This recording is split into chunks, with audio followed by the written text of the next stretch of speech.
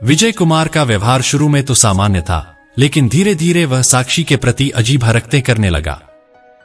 पहले उसने छोटे मोटे बहाने बनाकर साक्षी से अकेले में मिलने की कोशिश की, फिर धीरे धीरे वह उसे अपने ऑफिस में बुलाने लगा। साक्षी को यह सब कुछ सहज लगने लगा, लेकिन वह कुछ बोल नहीं पाई। एक दिन विजय ने साक्षी को अपनी केबिन में बुलाया और कहा कि वह उसे एक खास केस के बारे में बताना चाहता है। साक्षी उसकी बातों में आ गई, लेकिन जब वह वहां पहुंची तो विजय ने उसे अकेला पाकर उसका फायदा उठाने की कोशिश की। साक्षी ने किसी तरह विजय से बचने की कोशिश की, लेकिन वह विजय की पकड़ से छूट नहीं पाई। फिर विजय कुमार ने उसके साथ जो किया, यह सुनकर आपकी रूह कांप जाएगी। दोस्तों, सब कुछ जानेंगे विस्तार से, लेकिन वीडियो को पूरा देखने से पहले चैनल को भी सब्सक्राइब कर दें, क्योंकि वीडियो बनाने में बहुत मेहनत लगती है।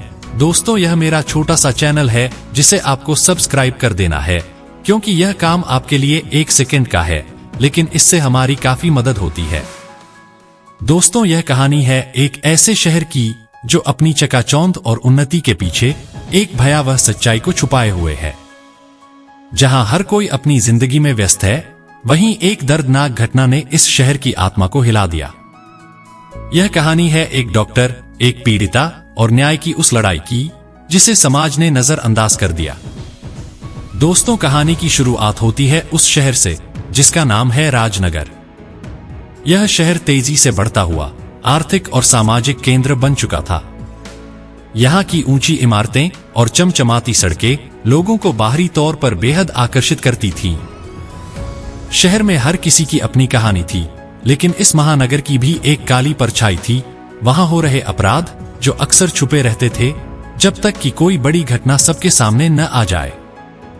डॉक्टर विजय कुमार एक सम्मानित और प्रतिष्ठित चिकित्सक थे। उन्होंने अपनी मेहनत और लगन से पूरे शहर में एक अच्छा नाम कमाया था। उनके हॉस्पिटल में हर दिन सैकड़ों मरीज इलाज के लिए आते थे और विजय कुमार को उनके पेशेवर रवैये के लिए सभी सराहते थे। लेकिन विजय कुमार का असली चेहरा कुछ और ही था। वह बाहर से दिखने में जितने ईमानदार और सहायक लगते थे, अंदर से वह उतने ही क्रूर और अमानवीय थे।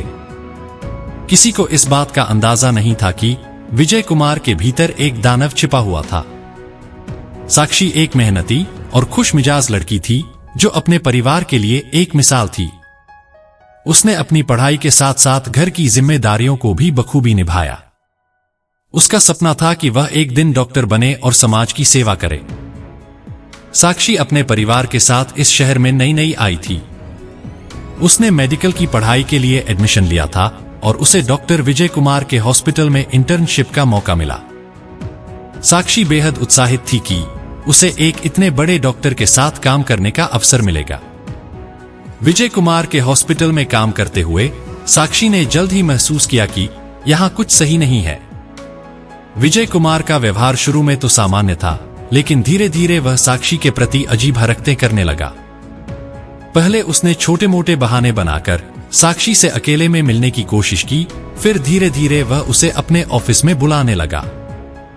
साक्षी को यह सब कुछ सहज लगने लगा, लेकिन वह कुछ बोल नहीं पाई। एक दिन विजय ने साक्षी को अपनी केबिन में बुलाया और कहा कि वह उसे एक खास केस के बारे में बताना चाहता है। साक्षी उसकी बातों में आ गई, लेकिन जब वह वहां पहुंची तो विजय ने उसे अकेला पाकर उसका फायदा उठाने की कोशिश की। साक्षी ने किसी तरह विजय से बचने की कोशिश की, लेकिन वह विजय की पकड़ से छूट नहीं पाई। यह उस समय की सबसे भयानक घटना थी जिसने उसकी आत्मा को चीर कर रख दिया। वह घटना न केवल उसकी शारीरिक क्षति थी, बल्कि उसकी मानसिक और भावनात्मक स्थिति को भी तोड़कर रख दिया था। घटना के बाद साक्षी ने यह तय किया कि वह अब चुप नहीं बैठेगी। उसने अपने परिवार को सारी बातें बताई और अपने खिलाफ हुए अपराध की रिपोर्ट दर्ज कराई। यहां से शुरू होती है न्याय की लड़ाई। पुलिस स्टेशन में साक्षी को यह महसूस हुआ कि न्याय पाना इतना आसान नहीं है, खासकर तब जब आरोपी एक प्रतिष्ठित डॉक्टर हो। विजय कुमार ने अपनी ताकत और पैसे का इस्तेमाल करके पुलिस और प्रशासन को प्रभावित करने की कोशिश की, लेकिन इंस्पेक्टर अजय कुमार इस केस के जांच अधिकारी बने।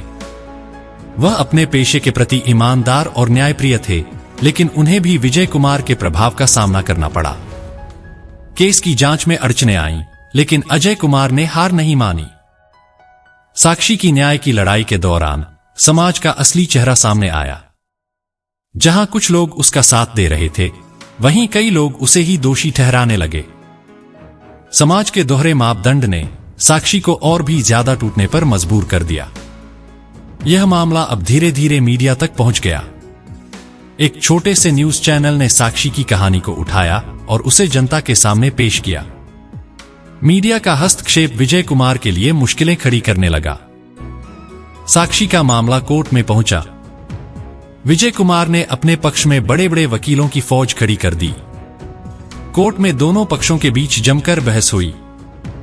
साक्षी के पास अपनी सच्चाई थी, लेकिन विजय कुमार के पास उसकी ताकत और पैसे का सहारा था। कई महीनों की लंबी लड़ाई के बाद अंत में साक्षी को न्याय मिला। कोर्ट ने विजय कुमार को दोषी ठहराया और उसे सजा सुनाई गई। यह जीत न केवल साक्षी की थी, बल्कि उन सभी महिलाओं की थी जो कभी भी इस तरह के अत्याचार का शिकार बनी थीं। साक्षी की जीत के बाद समाज में एक नई चेतना आई। लोगों ने महसूस किया कि ऐसे अपराधों के खिलाफ आवाज उठाना कितना जरूरी है। साक्षी अब न केवल एक पीड़िता थी, बल्कि वह एक प्रेरणा बन गई थी।